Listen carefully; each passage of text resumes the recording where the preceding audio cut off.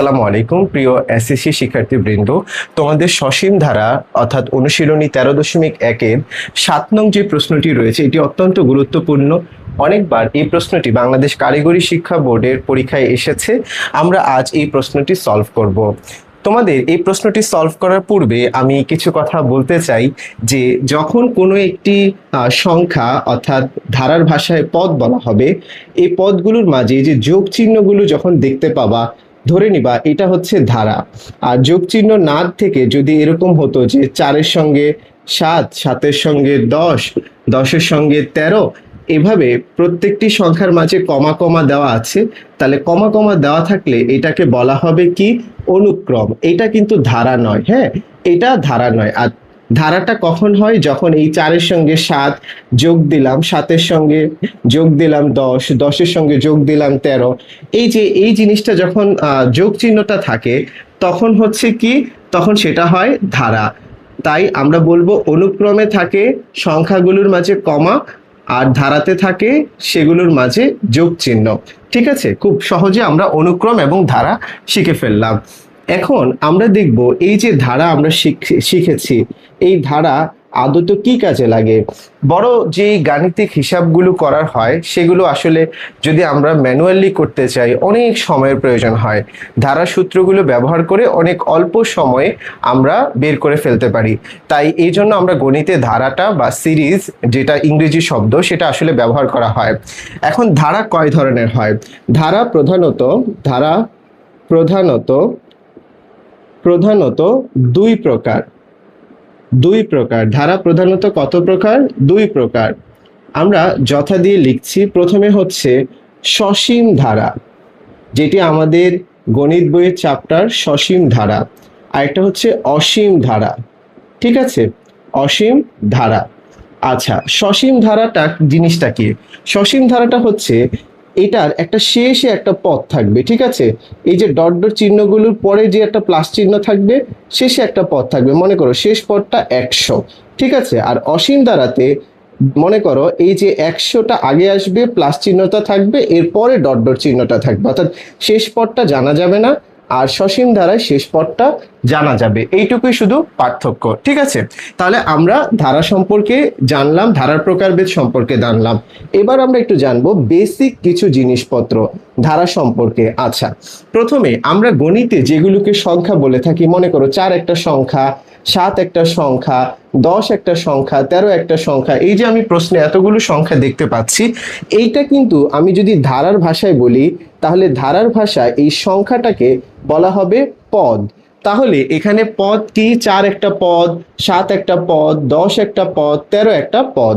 ঠিক আছে, গণিতে আমরা যেটাকে সংখ্যা বলে থাকি, ধারার ভাষায় সেটাকে আমরা বলবো কি পদ। এখন আমরা দেখব যে এই ধারাতে প্রথম পদ কোনটা। ধারার ক্ষেত্রে আমাদের একটু জানতে হবে প্রথম পদ। ঠিক আছে, এই প্রথম পদকে আমরা আবার স্মল এ দ্বারা প্রকাশ করে থাকি। প্রথম পদ হচ্ছে এই যে প্রথম যে সংখ্যাটা দ্বারা ধারাটা শুরু হলো, ঠিক আছে, বা পদ দ্বারা শুরু হলো। এখানে 4 যেই পদটা, এটা দিয়েই কিন্তু শুরু হয়েছে। 4-এর পরে 7 এসেছে, 7-এর পর 10 এসেছে, 10-এর পর 13 এসেছে, তাই তো? আচ্ছা, তাহলে এই যে 4টা, এইটাই কিন্তু হচ্ছে এই ধারার প্রথম পদ। ক্লিয়ার? আচ্ছা, এরপরে আরেকটা জিনিস আমরা একটু শিখবো, সেটা হচ্ছে সাধারণ অন্তর। ঠিক আছে, সাধারণ অন্তর। অন্তরকে এটা কি দ্বারা প্রকাশ করা হবে? স্মল ডি দ্বারা প্রকাশ করা হবে। ঠিক আছে, আমরা এখন বের করব এই সাধারণ অন্তর ডিটা কিভাবে বের করা হয়। সাধারণ অন্তর বের করার নিয়মটা হচ্ছে, আমরা যদি একটু দেখি, সাধারণ অন্তর এইটা বের করার নিয়মটা হলো, যে ধারাটা রয়েছে সেই ধারার পরবর্তী পদ থেকে পূর্ববর্তী পদটা বিয়োগ দেব। পরবর্তী পদ বিয়োগ পূর্ববর্তী, আমরা বিয়োগ চিহ্নটা দিলাম, পূর্ববর্তী পদ। ঠিক আছে, আচ্ছা, তাহলে তুমি দেখো তো এই ধারার পরবর্তী পদটা কি? 7। 7 থেকে আমি 4 বিয়োগ দিব, পূর্ববর্তী পদ থাকবে 3। তুমি একইভাবে 10 থেকে 7 বিয়োগ দাও, দেখো 3 হয়। 13 থেকে 10 বিয়োগ দাও, দেখো 3ই পাও। ঠিক আছে, তাহলে সাধারণ অন্তর ডি এটা প্রকাশ করা হয় পরবর্তী পদ থেকে আমি পূর্ববর্তী পদটা বিয়োগ দেব। এরপরে আমরা আরেকটা জিনিস শিখব, সেটা হচ্ছে n তম পদ, এই একটা সূত্র রয়েছে। সূত্রটা হচ্ছে a plus n minus one into D. ঠিক আছে, আচ্ছা এখন এটা হলো প্রথম পদ যোগ n minus one into D. এখন এই n জিনিসটা কি? n জিনিসটা হচ্ছে একটি ধারায় যতগুলো পদ থাকবে সবগুলো পদের সমষ্টিকেই বলা হবে ওই ধারার nতম পদ। মনে করো আমি একটা ধারা লিখলাম এখানে এরকম 2 যোগ 4 যোগ 6 যোগ 8 যোগ 10, আমি 10-এ এসেই থেমে গেলাম। তাহলে এখানে nতম পদ কত? nতম পদ হচ্ছে টোটাল সংখ্যাটা, অর্থাৎ 1 2 3 4 5, এখানে 5টি যেহেতু পদ রয়েছে তাই n এর মান হবে 5। যদি এখানে 12 হতো তাহলে n এর মান হতো 6, যদি এখানে 14 হতো তাহলে n এর মান দাঁড়াতো 7। তাহলে n জিনিসটা কি? n জিনিসটি হচ্ছে একটি ধারায় যতগুলো পদ থাকে সবগুলো পদের সংখ্যাটাই হচ্ছে nতম পদ। এটি হচ্ছে আমাদের একটু বেসিক নিয়ে আলোচনা ছিল।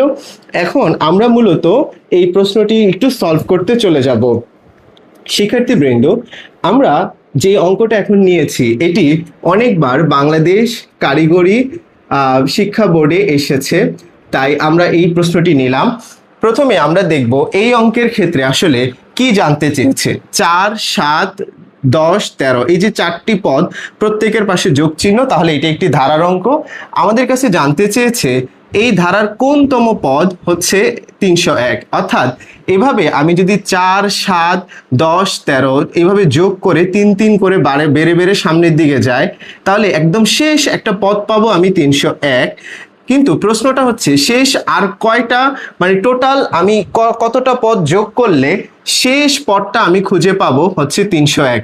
এটাই আমাদেরকে বের করতে হবে। অর্থাৎ এই প্রশ্নের মাঝে n এর মানটা অর্থাৎ মোট যে পদ সংখ্যা সেটি কিন্তু আমাদেরকে বের করতে হবে।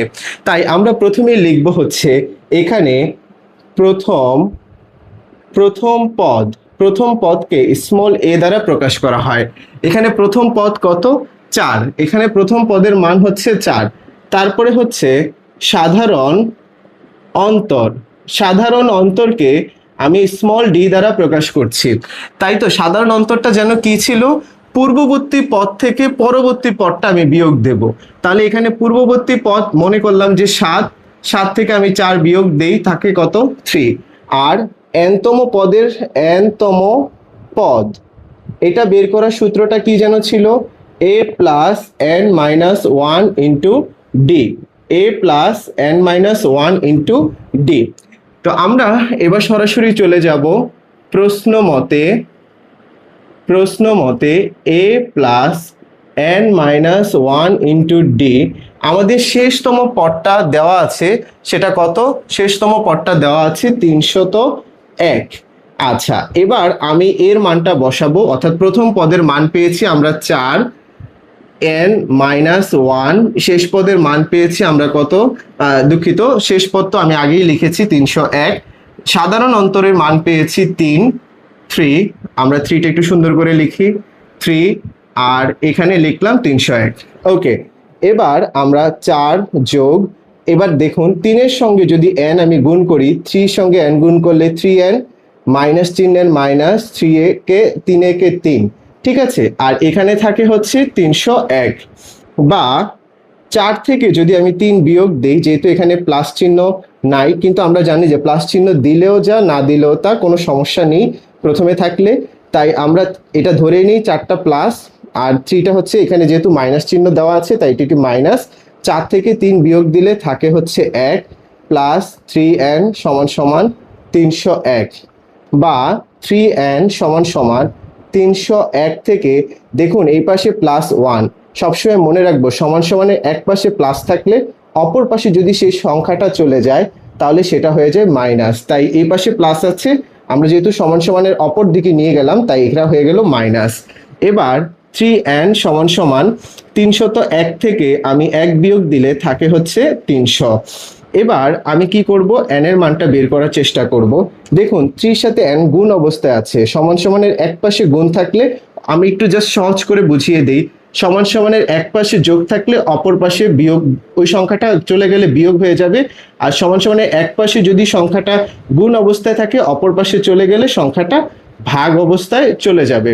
ওকে, তাই এখানে 3 সঙ্গে n গুণ অবস্থায় আছে, অপর পাশে চলে যাচ্ছে, তাই এটি 300-কে কি দিবে, ভাগ দেবে 3 দ্বারা। ওকে, এবার আমি n এর মান বের করব। 300-কে 3 দ্বারা ভাগ দিলে থাকে হচ্ছে 100। ক্লিয়ার? তাহলে আমাদের যে প্রশ্নটা হচ্ছে কোন পদটা 100, অর্থাৎ এভাবে আমি যদি 4, 7, 10, 13, এখানে 4টা পদ আছে, এভাবে আমি যদি পঞ্চম পদ 16 নেই, ষষ্ঠ পদ 19 নেই, এভাবে যদি আমি যেতে থাকি, তাহলে আমার 100তম পদটা যখন আমার চলে আসবে, অর্থাৎ মোট 100তম পদ, তখনই গিয়ে আমি পাবো 301।